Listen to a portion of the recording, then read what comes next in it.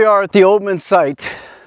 As you can see, the site of Oatman Massacre. It says February 18th, 1851, but actually in February 18th, they were still at the Pimo village.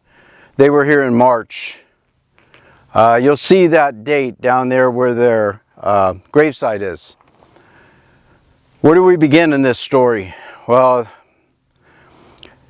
in the beginning, they were just a family who was going to a better place, looking for a better life.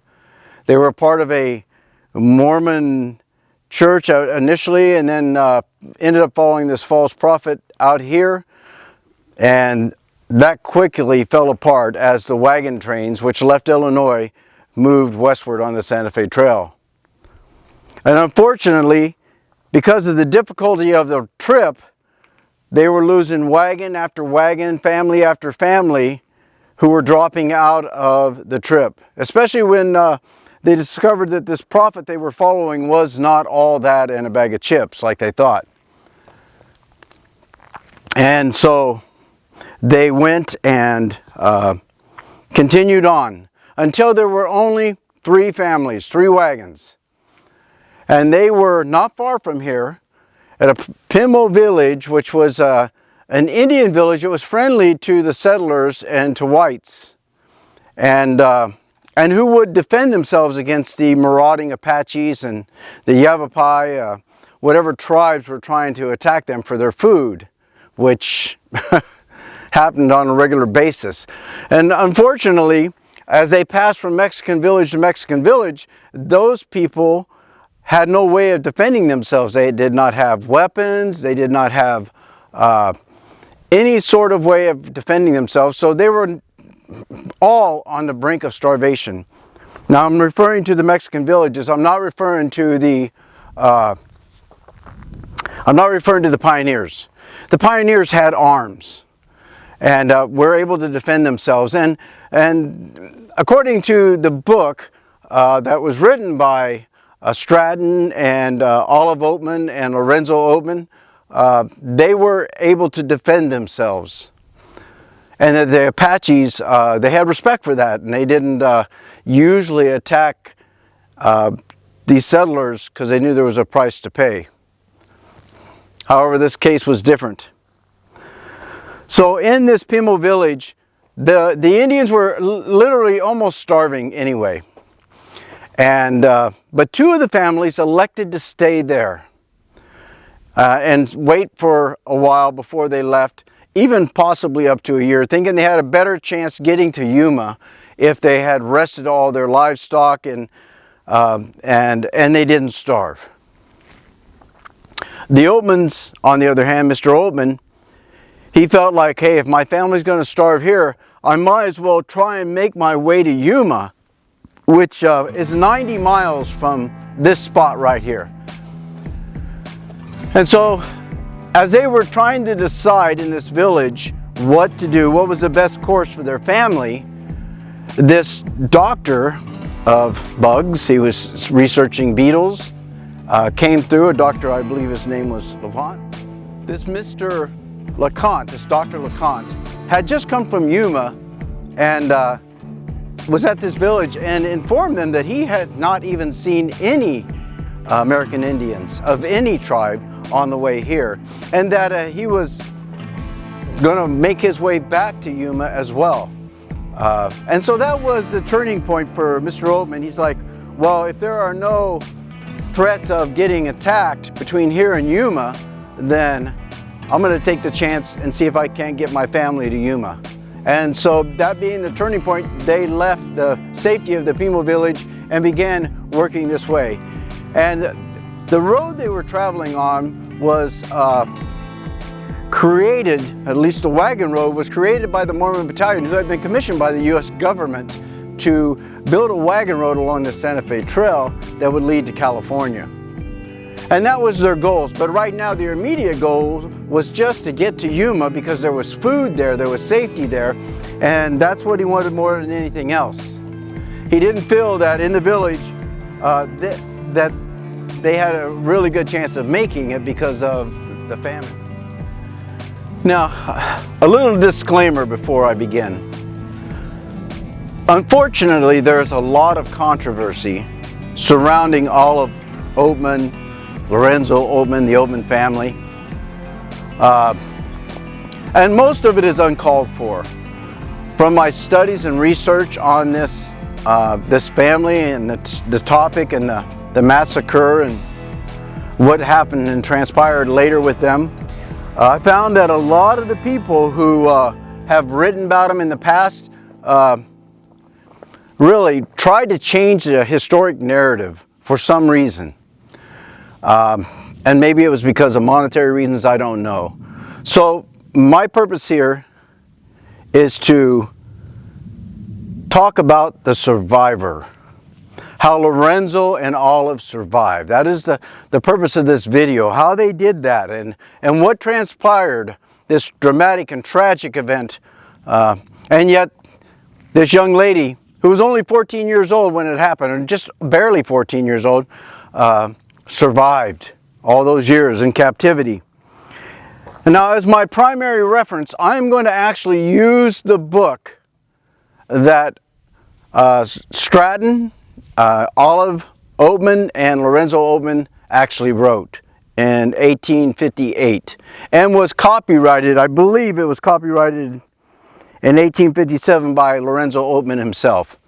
So they were eyewitnesses, they were there. And some of these other people that I've referred to, which I won't mention by name, they weren't there. Some of them were 100 years later, and they're saying, well, they were mistaken. And let me give you an example. Throughout the book, they are referring to the Indians that attacked them as Apaches. The Tonto Apaches, to be precise. Now, the territory that they're in was a Yavapai. But it is not uncommon for Native Americans to pass through other territories. We see the Mojaves went from the Colorado River all the way to the ocean. So for the purposes of this video, and to try and stay as true to their story as they gave it, I'm going to refer to those people, places, and things as they referred to them. So with that out of the way, let's get back to our story. Now, we'll pick the story up when they left the Pima village, or Pimo village.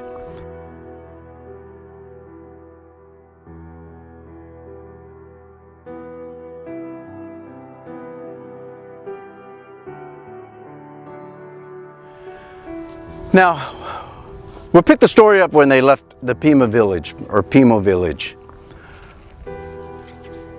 When they decided to make a run for Yuma, they were not in good shape. They had 2 oxen and 4 cows, and none of them were in good shape, and they felt that if they stayed in their area they were in, there wouldn't be enough grass for them to get in good shape anyway, and they probably would end up eating 1 or 2 of them. So, with this in mind, they had to pull a heavy wagon, and the terrain here is rough, and I'll show you the wagon road that they came up, and you can see the ruts in the rocks from the wagons as they came up these hills. This is the wagon road they came up. You can see where the wagon wheels came up through here. Look at that. How cool is that? Yeah. Then down through here, where the wagon wheels came up, making grooves in the rocks. Over on the other side, look at where they did, making grooves in rocks. And it's been said, if you bring a metal detector out here, you'll find all kinds of horseshoe nails from the pioneers who came this way. They came from this direction and went following the Gila River, which a lot of times these trails are following rivers. And so you can see down here is the Gila River. They camped the night before the massacre on a sandbar in the middle of the river where they had water flowing on both sides. They were exhausted just to get here, the few days it took, because the oxen and the cattle were such bad shape that they would just stop and they couldn't get them to move.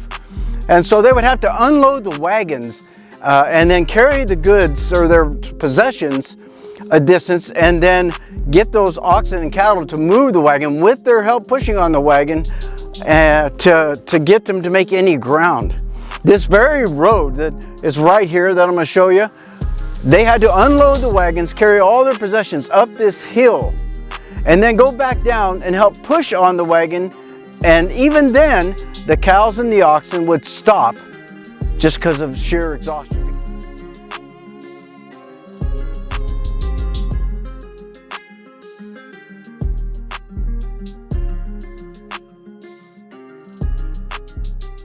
The cows and the oxen would stop just because of sheer exhaustion, because they were in terrible shape.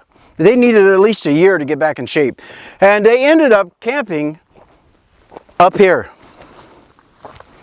Now, part of the reason why they only had so few livestock was because when they were in the Mexican villages, and I told you earlier that in the Mexican villages they had no way to defend themselves against the American Indians, because the American Indians were going to take their grain, their livestock, and while they were in one of the villages, some bandidos came and took some of their livestock.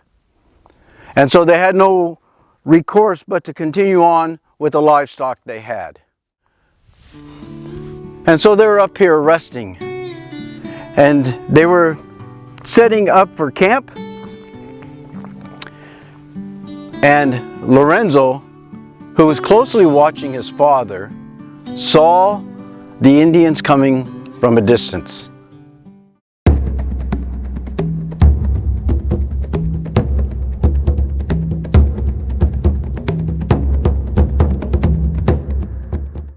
Lorenzo, seeing the Indians coming afar off and walking towards them, obviously headed their direction intentionally, informed his father, Mr. Oatman, that the Indians were coming. And upon looking out and seeing them, Mr. Oatman's complexion turned pale and he looked frightened, which alarmed Lorenzo. Now, Lorenzo is giving us the narrative right now in his book, or in Olive in his books, that his father looked frightened, but soon regained his composure. And when Lorenzo asked him, "What are we going to do?" Mr. Oatman replied, "We're going to do this in a passive nature." Having had past experience with the Indians in Iowa, Mr. Oatman knew that in many cases the white people had really abused the American Indians and mistreated them. And so if the Indians felt that he wasn't going to act like that, they would probably, more than likely, leave them in peace and not harm them. And he said as such, "They will not harm us." So they did not take up arms and show any signs of resistance or force. When the Indians came to the wagon, they came with friendly gestures of peace. "We're friends, we're friends," speaking in the Spanish dialect, which Mr. Oatman and Lorenzo both spoke fluently. And so the Indians coming in peace, everybody felt, well, okay, but there still was this tension in the air. There was still this anxiety. And we were exhausted because they had just come up this hill and they were ill prepared to defend themselves now, especially without weapons.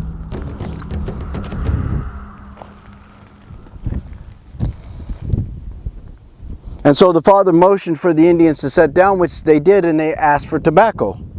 Now at this point there was no visible signs of really any weapons, because truth of the matter is they had hidden them under their wolf skin clothing. They asked for tobacco so they could, in the way the term used to be, smoke the peace pipe to show that they were friendly and meant them no harm.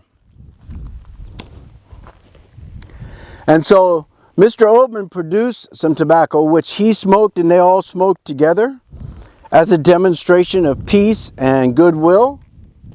And then the Indians there demanded food. Well, their situation was pretty dire already, because they may not even have enough food as it is to get to Fort Yuma for his own family. And he told them that their situation was very, very dire, and that they probably didn't have enough food for themselves, and that if he gave any food to anybody else, it would cause his family to starve. But they demanded he give them food. And so he reluctantly gave them a little food to eat. which was not enough.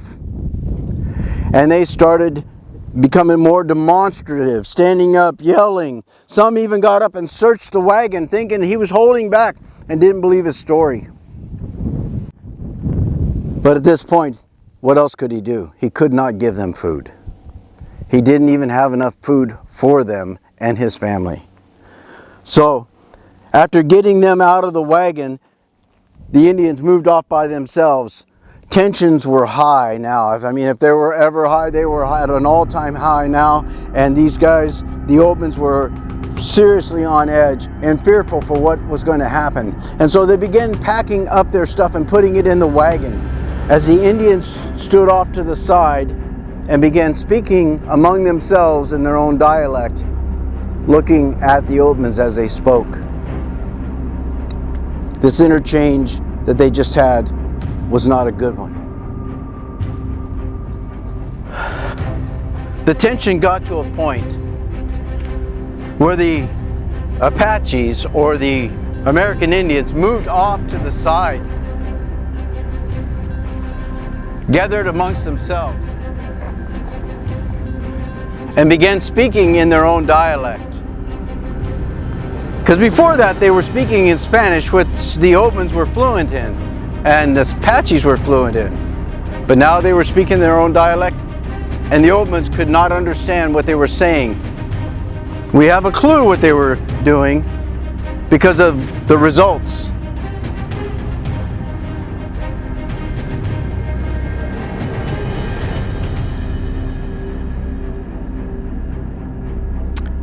You could probably only imagine the dread and the fear that was described by Lorenzo as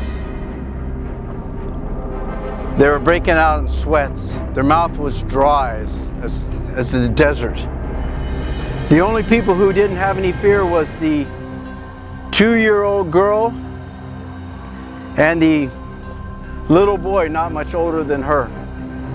The little girl was sitting on a rock holding the rope of the oxen, the lead oxen, totally oblivious to what was going on. But Lorenzo, Olive, even Marianne, the 4-year-old, knew what was going on.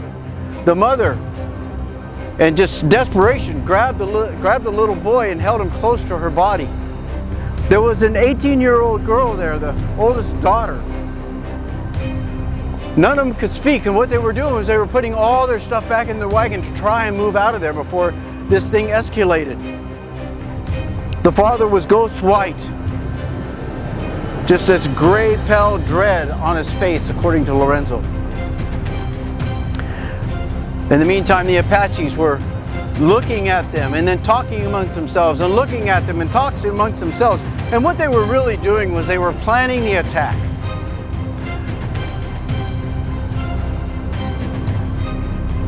And when it happened so suddenly, there was no time to react.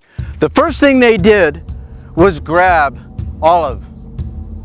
They grabbed young Olive Oatman and pulled her off to the side, so we know they planned on taking her as a captive right away while they were discussing it. The very next thing they did was they started clubbing Lorenzo with their war clubs, which they had hidden underneath their wolf skin clothes. Soon after, or just almost instantaneously, they began clubbing the father. In the meantime, the mother is screaming out, dear God, someone help us." Lorenzo then passes out, and the story is handed off to us from Olive, who was witnessing what was going on. The next was the mother. They began to start bashing her in the head with their war clubs right after they had taken the little boy out of her hands and bashed his head in. We heard a little screech from him, she says, and that was it. He was silent. The mother did not die instantly. She laid there moaning, blood pouring out of her ears and her eyes. Olive, in terror, began to faint and pass out. And then when she came to, which was only for a few seconds, she saw that they had taken Marianne, the 4-year-old, and drug her away from the oxen and put her next to her, with 2 of these Indians guarding them.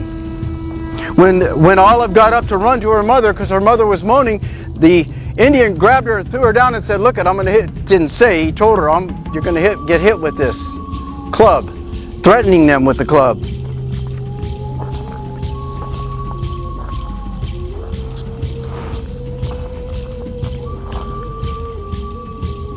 There were words being spoken she could not make out from the people who were dying, her family, dying all around her, blood all around her. The trauma of it was probably something we cannot imagine unless we had lived through it.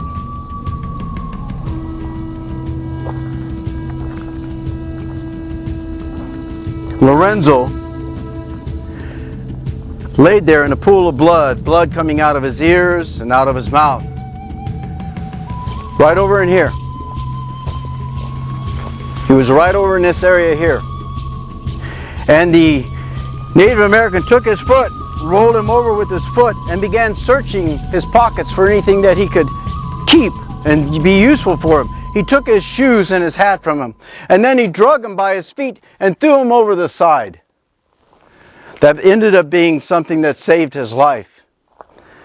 They then began ransacking the wagon. They took the wheels off of it, so it looked like it was a problem and the people abandoned their wagon. Because remember, they were afraid of the retaliation of the white soldiers and the white settlers, who they feared was coming. They pulled out all the possessions they wanted. They took all the livestock. Then they went over to Olive Oatman and Marianne Oatman. They removed their bonnets and took off their shoes and made them walk bare feet, heading northeast, this way here.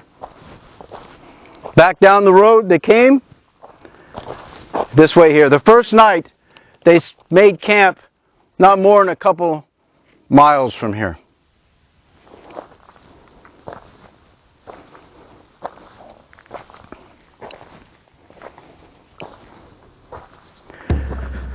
I can only imagine that Olive was in utter shock. All Marianne could do was cry and hang on to her. The pace that the Indians set to leave was quick because they didn't want to be discovered at the site for fear of retaliation. And for the next few days they moved at a very rapid pace to get out of the area so they couldn't be associated with the massacre. Now, let's be clear about this. It doesn't matter what culture, what tribe, it doesn't matter what race. There's an inherent built-in signal inside of all humans that killing and murdering innocent blood is wrong. There's no excuse for it. We can't say any reason why they would bash the heads into those children or kill the mother. Oh, by the way, the mother who was 8 months pregnant. There's no excuse for what they did. What they did was cowardly.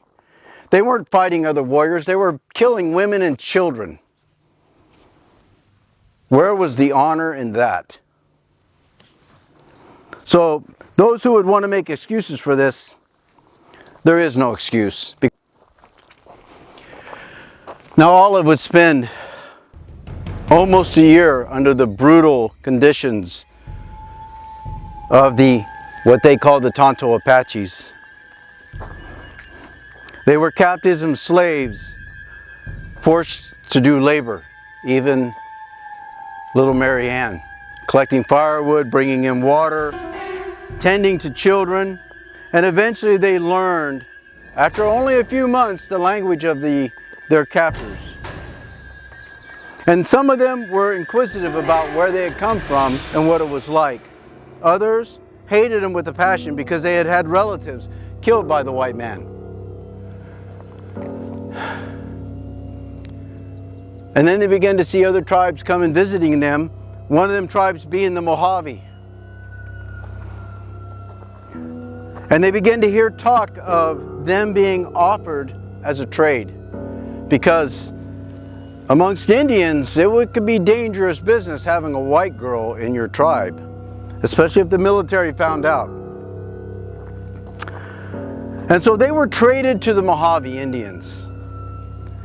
And they began a 300-mile trek to the Colorado River area. And they lived amongst the Mojave Indians for years.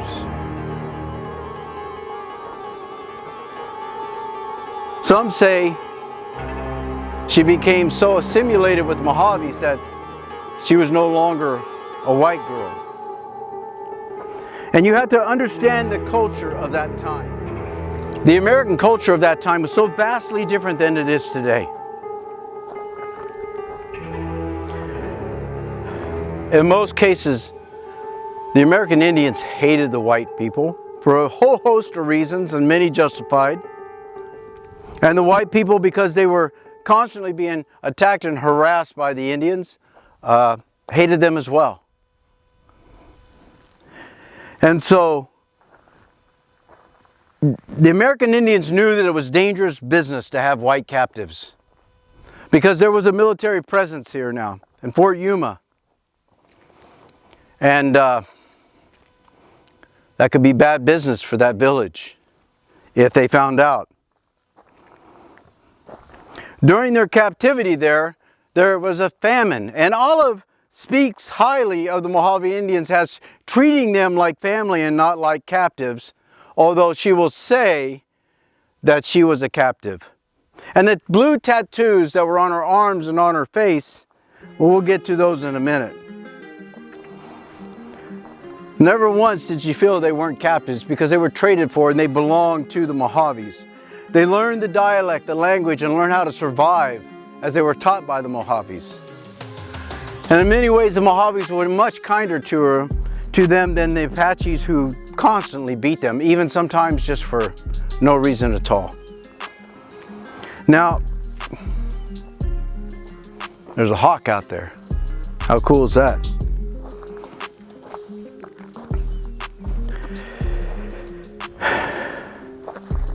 Now, during their captivity, Olive became a young woman. And in her book, she writes that she was celibate and that they respected her celibacy. And yet there is rumored to have been 2 sons, and almost one for sure, and that is the half-breed, or the half-white, half-Indian man who found the city of Oatman, and he named it after his mother, Olive Oatman.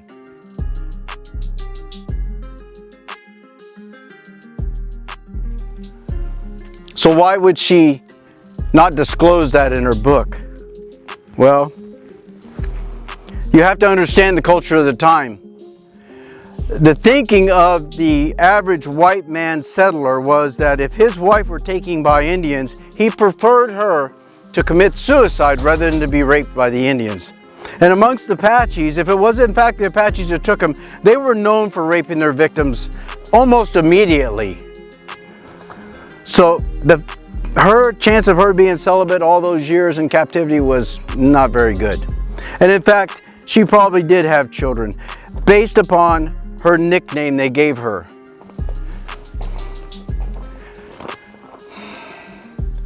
Well, depending on the translation, and I'll put it as gently as I can, one translation is rotten womb. And we know that when she came out of captivity, she never had children. Her and her husband, a wealthy rancher in Texas, adopted a child, but she was unable to have children. Another part of the translation would be someone who liked to have sex, for lack of a better way of putting it. And I'm certainly paraphrasing for the sake of this video and for her reputation. Because ultimately, what I want you to get out of this story is that she survived. She found a way to survive, to live on. She didn't die till she was 65 years old. She had a heart attack in Texas. She survived when all others would have perished or given up. She found a way to survive. Okay, we should be getting pretty close to the site, and there it is. Check it out. Now, originally they were buried on the hill, and I'll try and get as much of the sun out of the way as I can. Originally they were buried on the hill under rocks. But that wasn't going to do. So they brought them down here. Mostly it was bones, but they could make out who it was, and they buried 6 of them here, all the 6 that were in the massacre. Now, there's a rumor going around that one of the early pioneers of the area came and dug them up and put them in another location. Now, I don't know if that's true or not. And really, it doesn't matter if it's true. This is the memorial to the Oatman family. And I'll read it to you because I'm not sure you can see it. It says, in memory of the Oatman family, 6 members of this pioneer family massacred by Indians in March 1851. Notice it's not February like the sign up there. It's March 1851.